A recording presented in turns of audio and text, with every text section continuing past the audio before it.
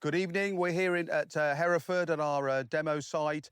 I'm David Ramdhian and this is Lee Bennett. There is a lot of discussion and a lot of talk today, especially about the new varieties.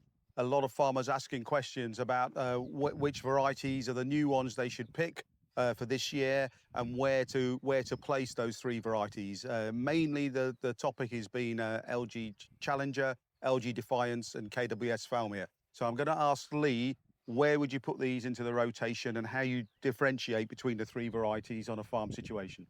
Okay, yeah, they're all quite different from each other. I think the one that would find a more universal fit in practically every situation is this one here, which is LG Challenger. I'm not saying it's immaculate for disease, but it's very, very respectable. It will not be demanding for high levels of fungicide. It's a fantastic second wheat, it's a very reliable second wheat, and it will tolerate a good amount of early sowing. So I see this as a fairly universally adaptable variety. It will fit a lot of situations for a lot of farmers. Defiance is quite different again. So these varieties are not related despite coming from the same breeding camp. So the parentage of that is X-Stays Gleam, and you see little bits of both varieties in it. Beta Septoria, which will probably give you more comfort this part of the world in the west. Very good on the rust diseases, but it's a taller type. It's what I would call a high input, high output variety.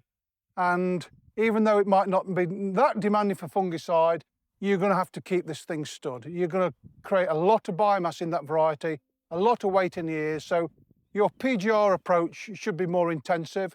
Again, looks to be a very reliable second wheat, and one that's very, very well suited to late sowing. The third one is Fowlmere, and that's not necessarily in order of preference at all. I really like KWS Fowlmere. I think it's a superb variety, and it will do one job, I think, better than probably any other, and that is in situations where you have lighter soils that just don't finish well, and your wheat gets a little bit pinched and a bit starved. And I would always look for two primary characters in that situation: earliness of maturity and high specific weight. That's the first variety I've seen that's probably earlier than Cordial and Grafton. So that would be absolutely tailor-made for that position. It does take the new race of yellows, the YR15 race, but not to a very high degree. So it's, again, an easily managed variety. It's kind of tall in stature, but very responsive to PGR. And importantly, like all three of these materials, big yields. So thank you, Lee. I mean, the questions have all really been, there's been a lot of talk about disease, but it has been about first wheat, second wheat, early sowing, late sowing. So I think with these three varieties, you've summed it up nicely. So thank you.